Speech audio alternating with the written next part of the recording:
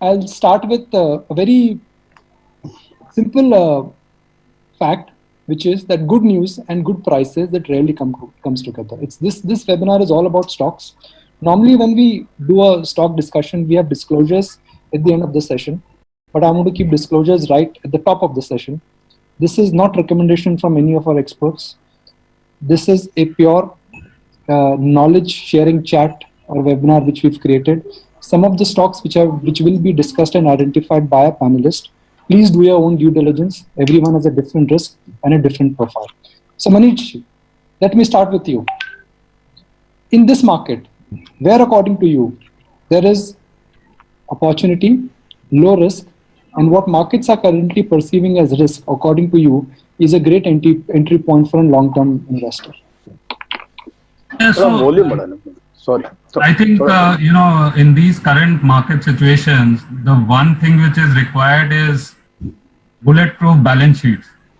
And today, because of the liquidity problem, if you have high leverage on your books, that's going to be a killer. According to me, any sector, which has a bulletproof balance sheet or zero leverage companies are going to be in a much better position than leveraged companies. That's one. And their valuations will also show up. But if you talk about where is the safety today, I think the biggest safety today is in creating a defensive portfolio because it's a risk-off environment. I mean, and because we are managing public money, obviously you got to balance both risk and return in the current circumstances. I believe opportunities are there in the consumers' names, as has always been the case, more with staples, pharma, and your IT names. I think these are the names which I will favor. And within the financials, I would broadly ignore the lending institutions, which is your likes of your banks and NBFCs. They have corrected, but they can correct even more because nobody really has a good handle on the credit cost on NPN situation. Within the non-lending institutions, I think I like all the broking companies and I like all the insurance companies. So it's a pick and choose in that space. So that's broadly the area of safety for me. Achha. So Manish, your first pick which we'll discuss is HDFC Life.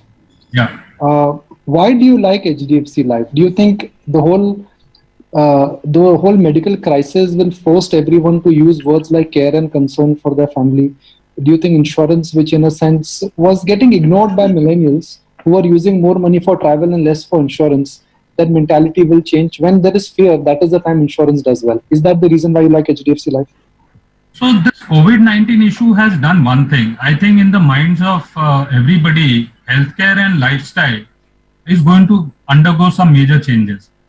And even before COVID-19, broadly, we had a protection gap in India, and we compare ourselves with Southeast Asian countries anywhere, Singapore, Malaysia, etc. We are quite underpenetrated. And now why HDFC Life? For the simple reason that it's a trusted name. HDFC has broadly built its name over many decades now.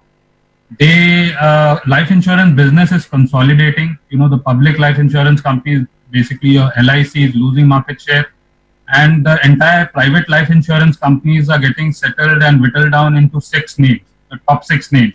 They broadly have more than 70% market share. So one reason you have a protection gap, there's also a savings need. Third, there's consolidation. And in HDFC Life, what we see is that, they have product innovation, they are leveraging technology to the hilt, and they have a very good distribution. Of course, HDFC Bank gives them that advantage, but even otherwise, they can actually leverage on their bancassurance channel as well as tie-ups with other insurance channels. All these 3 factors, and now you can also have health indemnity come through, and that can be provided by life insurance guys as well. I think the value of new business premium growing at 15% for the next decade is very much possible. It's not unlikely, and within that, HDFC Life obviously will have its market share. They are well capitalized in terms of your solvency. Operating variances are the best in the industry. 13th month persistency, 61st month persistency are at very good levels, so to speak. All these factors allow them to command a 40% premium to other life insurance players. Even if you assume that this premium comes down, a 15% earnings growth will mean that it's going to be a wealth creator in the next 1 decade. And these are the prime reasons why I think HDFC Life is a no-brainer when it comes to a decadal investment stock. Okay, now guys, we are talking about decades. So these are stocks which are not our stock ideas, which our panel is not identifying for tomorrow morning. These are stock ideas. This first one, which we've identified, is Manish Sonthalia. You can see, why Manish is bullish on HDFC Life. That's a Bloomberg chart which you can see on your screen, and that's one which Manish Sonthalia feels could be valid for next 10 years. I'm going to go in terms of seniority here, and perhaps age could be the reference point. So, who is the senior most in this panel? Yes, Vijayji. I'm using age as a benchmark here. So, Mr. Kedia. Does the webinar actually started with you only, Nikunj bhai? Chalo. Okay, you like Z. I normally, I love to discuss media stocks. Yeah, of course, case, for the obvious reason. Yeah. For the obvious reasons, I claim to understand media slightly better than a lot of people. But why Z? Hey, let me tell you, first of all, I'm not saying that I'm going to hold Z for next 10 years. Okay, that is not my intention. Because I had some cash and I found that stock was 1.5 years back, it was just 600 rupees. Now, fell to what, 120 rupees. Okay. And there is no change in the company. So far, fundamentals. Hello? Yes, please. We can hear you. Yeah. So far, fundamentals are concerned. There is no change in the company. Forget about the management part and all. Now, management is holding only 5%. 80% held by all the Ps and investors and all. And still, company is making 1,200, 1,500 crore rupees every month. Every year. So at the 13,000-14,000 of valuation, you are getting Z. So I thought I don't think that there is much downside from here. I bought at 120 rupees, 120-25 rupees. Luckily, so I don't think there is much downside from there. And now, since as you know that they have invested into that Marg, what you call that sugar box and all. So if suppose that project of there actually it becomes successful, then I think the valuation of sugar box in itself will be exorbitant. So in the current scenario, I have bought some shares, but I'm not saying that I'm going to hold for 10 years as of now. Okay. I'm going to go to Sandeep Sabharwal. He's got an interesting pick here. And Sandeep, you like Britannia. Now we're talking about 10 years here, Sandeep. 10 years to invest in Britannia, a stock which has not corrected at all in this market. Are you getting carried away by the near-term visibility? Because right now we are consuming essentials and staples, and hopefully after 10 years also we will consume. But Sandeep, it is often said that if you buy a good company at a bad price, you will not make returns. So if somebody is buying Britannia, is this a case of buying a good company at a bad price or exorbitant P multiple? Sandeep Sabharwal? Yeah, Nikunj. So I think we need to put this in perspective. So my perspective of India today is that given the way the economy and the government of the day is responding to whatever is happening on the COVID crisis and everything, I believe that India will enter into a phase of relatively lower growth for the foreseeable future. So we will have obviously 1 year after this crisis where the economy bounces back significantly. So it might be 7-8% growth, or it can be anything, because when the base is zero, the growth can be anything. But ultimately, I think given the connotations and given the damage to the economy, I think longer term growth prospects for India have declined significantly. So in this context, what will hold on is more of consumption. And consumption is the space where, because of demographics, because of population growth, because of aspiration, the people will keep on consuming. Now, price is a choice which people need to make, because I am also a proponent of timing the market and time in the market. So actually, when I picked up this pick and I sent it out, the stock was actually 15-20% lower. So after that, it's rallied, it's reached almost 52-week high. So people can wait it out. The stock can potentially give up some gains if the markets give up gains. But over the long run, given the product profile of the company, given the way I think consumption will play out in India over the longer run, given their product basket and the way they have innovated products, and given their market presence and the balance sheet strength overall, I do believe that this company will keep on going from strength to strength. Like you said, in terms of valuations, today valuations are not in our favor for the immediate term. So the stock could potentially give up some gain. That would be the time you could get in. But longer term, I believe it will create a significant amount of wealth for investors. Okay. We're getting lots of questions. As we speak, there are about 645 participants on this platform. We've got a record capacity here. It's increased to 647 as we speak, so people are tuning in. This, of course, is going live on Facebook and other platforms also. The entire webinar would be available on various platforms of ET now. So in case you've just tuned in, and in case you've missed the first idea from Manish Sunthali and Vivek Kedia, I'm promising you that that would be compiled and that would be shared. Pankaj Murarka, InfoEdge. I want to understand that why do you like InfoEdge? Do you like InfoEdge because they own Naukri.com, or do you like InfoEdge because they have investments in Zomato.com and Policybazaar? Whatever may be the reason, Pankaj Bhai, right now, InfoEdge का समय खराब है, नौकरियां जाने वाली हैं और लोग स्विगी और जोमेटो पे खाना खाने हैं. Yeah, you're right. So that the true test of a business is when it goes through a difficult environment, when you have headwinds against the business and how well the business navigates that. That's a true test of a long-term resilient business. I think for me, when we're talking about 10 years and so on, it's important to understand consumer behavior and trends over a 10-year, 20-year period. And my firm belief is what Jio has done is something really revolutionary in India. By taking data prices, post the Jio coming down, data prices in India has fallen by 80%. And while last 2 years or 3 years, the economy has not done well, one of the biggest growth that we've seen in the economy is in data consumption, where data consumption has actually gone up 7 times in the last 3 years. An average user who was consuming under a GB of data now consumes about something like 10-12 GB of data.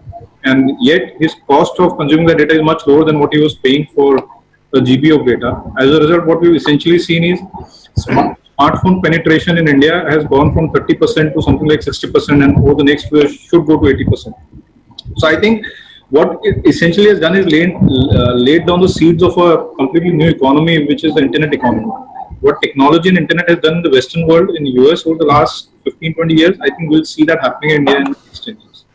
And InfoEdge across its businesses, whether the own businesses which they run themselves or through the investee companies, cuts across everything that's around internet and technology. So obviously they have these 3 core businesses. The 3 basic needs of life, as we say in, when I was growing up, I learned was once you qualify or once you pass out, first thing, as you rightly said, you need is a Naukri. And if you need a job, you have to visit InfoEdge, because they have the largest job opportunities for any candidate or any prospective candidate looking for a job. Once you get a job, then the next thing you need in life is chokri, to get married. And they run a matrimonial business called Jeevansathi.com. Given India's demographic, we need to have about 10 million marriages that happen every year. I don't know how many people know. Marriage itself is a $40 billion industry in India. It will keep growing at double-digit growth for the next 15-20 years by the sheer power of our demographics. And matchmaking is not easy in a complex society like India, where we have the so many sects and dissects. So I think Jeevansathi, plays around that, and I think there's a huge. I feel very optimistic about their business prospects. And once you've got both of them, finally, what you need is a makan or a house to live in.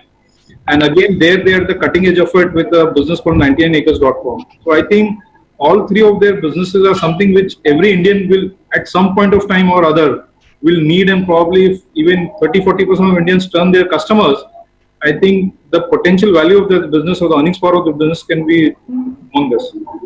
And as you rightly said, on top of that, they have some of this investment which have done very well. The Zomato is now a fairly established business with the food delivery platform, and they have while they've made lots of investments, some of them have not worked, but the 2 which have really scaled up is one, Zomato, which all of us use, and I'm sure it's become a very large platform now, and the other one has a lot of potential, I think, is Policybazaar. Because as at the cutting edge of fintech and as technology intervenes into the financial world, Policybazaar is across all the or is getting into all the platforms of finance, and I think they have a huge potential there. So I think when I look at it from when we're talking about next decade or something, I think I find that all the businesses that this company runs are still very nascent, and the growth potential could be very, very significant. So Manoj Kumar की picture में बोलते थे रोटी कपड़ा मकान, आप बोल रहे हो इन्फ्लुएंस लेना चाहिए बिकॉज इसके लिए आपको मिलेगा नौकरी छोकरी और मकान, रहने की टोकरी. We have a price target for InfoEdge, Pankaj, and do you own it? Let's get a disclosure before I go to Vikas Khemani. Sorry, is that for me? Haji. Sorry, I missed. You have a price target for InfoEdge. See, I've been owning this stock for the last 12 years, okay? Right from the time it got IPO'd. Every time I set up a target, the stock goes 40% or 50% higher than that within the next 12 months. So all I'm saying is, who thought after the technology meltdown in US in 2001, Amazon was available for $2 billion. No one thought that it would turn to $1 trillion company. When you're buying high growth businesses and you're buying for a long period of time, the prices can really surprise you. Why should you cap your upside by putting a target to it? Let's just keep it open. Vikas, I'm tempted to come to you, but I've got a question coming. And the question is that Vijay Kedia is a mid-cap maverick. He's bought stocks like Sudarshan, Atul Auto. How come Vijay Kedia this time is talking about buying Z, which is a large Nifty 50 stock? कहाँ गए Vijay Kedia जो mid-cap stocks लेते थे? कहाँ है वो? ये मैं नहीं पूछ रहा हूँ. People are asking it, Mr. Kedia. Sir जवाब ये है कि दिल के अरमा आंसुओं में बह गए, हम वफा करके भी तन्हा रह गए. तो बात ये है कि अभी मिड कैप को देखकर ऐसा है कि मेरे को ये समझ में आ गया कि ultimately mid cap means what. Mid cap is a lot of shares in mid cap. I'm talking about small cap and mid cap which are not liquid. Okay, so those are like, I realize those are like snake and ladders. You buy one share at 100 rupees, it goes up to say 500 rupees also in 5 years time. But by the time bull market is over and you want to sell your shares, you won't be able to sell the shares and stock price falls down to 200 rupees. And 50,000 रुपया का share आप बेचने के लिए जाओगे ना, that will spoil the market cap of 50 crore rupees. 50,000 rupees can spoil the market cap by 50 crores rupees. So I realized कि, and as it is, let me tell you, I have not changed. Certainly, I am still 95% invested in mid caps only, right? Just 5% liquid I had, which I have invested in Z, which I discussed about. So maybe I am little actually. I have to rethink about my strategy for future. And that is why I've decided maybe going forward, I am not going to invest in small cap and mid cap, which are illiquid. Because I want peace of mind. Sorry. Yeah. No. Vikas Khemani is saying that, look, if you want peace of mind, you should buy insurance companies. And that's the reason why I think he likes ICICI Lombard. So fair point, Vikas. Peace of mind, keep your family safe, keep your house safe. But I have a simple follow-up question. ICICI Lombard derives a large part of its revenue from auto insurance. And we both know that auto sales are down. And we don't know next 2-3 years what will happen to auto sales. Why do you like ICICI Lombard, which is in general insurance, and they get a lot of business from auto insurance? So I think, Nikunj, when you look at an opportunity from a 10-year perspective, you cannot, in fact, any 1 year or 2 year downturn is an opportunity. So the way I like ICICI Lombard, is that if you look at any company or any investment for 10 years, it has to be a large opportunity size. The player which you are looking at has to be a sort of leading player who can capture this opportunity very well, and the management team has to be very, very strong. So if you see in this case, it's a great brand. In last 15-20 years, they have built a great franchise with the market leadership. They're the largest private insurance company in the country. Consistently they have delivered growth in the profitability. ROE profile is very good. They are very diversified in terms of auto, healthcare, marine, fire, and across various products. If you look at insurance market in India is very, very underpenetrated. Still, despite the fact that industry has been growing at 17% over last 2 decades, still the underpenetration is to the extent of 1/3 of the where it could be. So to that extent, I think market is sort of poised to grow, and this is a player which can continue to capture the large part of the growth story as it comes. If you see consistently in insurance, one of the biggest important factor is how do you manage your combined ratio, the expense ratio and loss ratio. And over last, more than a decade, I don't know before that, their combined ratio has been less than 100%. It means, whatever premium they collect, and we are in an industry in India is one of the very few countries where you collect cash before cover. So, you are collecting premium and your combined ratio is well below the premium collected. So you have currently they have entire 20,000 crore rupees of free float lying with them on which they can earn, right? And this number was, let's say 6-7 years ago, 5-6,000 crore. So this free float keeps on growing. You can make some money, from, combined ratios. You can lose some money from combined ratio, your expense ratio. That number is by and large, in and around 100% plus minus 2%. So as long as you keep growing in the industry, your franchise will become stronger.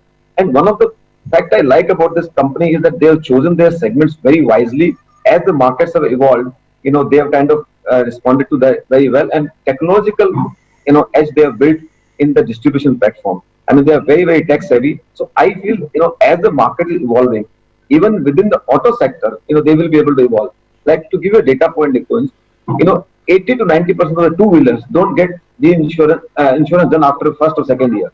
And they have kind of, innovated a product where by the time you fill your petrol, you can get your reinsurance done of third party. And this is a very retail distribution model, and they take a leadership in that. So I do believe that, of course, next 1 or 2 quarters could be very, or 1 year for that matter, as the auto sales are down, could be sort of painful. But as you look at, you will see, it can get compensated by the health side, where I think things can pick up. Health side, the penetration is only 10%. Total insurance, the health premium collected is at the industry level 80,000 crore, whereas the total amount of money spent on the medical bill is 8 lakh crore. Now, this 80,000 to 8 lakh crores of premium collection journey could be over next 10 years. So the way I see is this is probably a sort of banking, private sector banking growth, what is in 2005-06. So can you have another 10 year of run in this industry? So I think you should remain invested into the market leader who has delivered not only a decades of delivery track record, but also very well placed to capture the growth in times to come. So I feel this is, not only sort of giving you growth, but also giving you stability in your, return profile. So Vikas, are you happy to own the stock for next 10 years? And what will change your investment thesis, which could force you to sell the stock? So I think, typically I would say that if, let us say, something has changed at the management level, if something, had changed, in their strategy, which is, so you got to constantly keep on evolving. So far, over the last 10 years, management has displayed a great track record of doing, absolutely right things. And in this business, mind you, one risk must keep in mind that there might be some catastrophic event. So there might be a particular year where the combined ratio might go from 100 to 105%, or you could have a loss here, because that's the nature of the business. But that's not going to be consistent. And so far, despite all kind of, risk coming through, they manage the ratio well with it. So it's a great track record, but I would say that if a management change happens, I would be very worried. If sort of any strategic change happens, which we'll have to keep evolving. But otherwise, I don't see too many risks in the stock, to be very fair. On behalf of everyone, I want to remind people who are watching us live, people who will watch us little later on different platforms, that please do your homework. Standard disclosure, these are stocks where our panelists have a vested interest.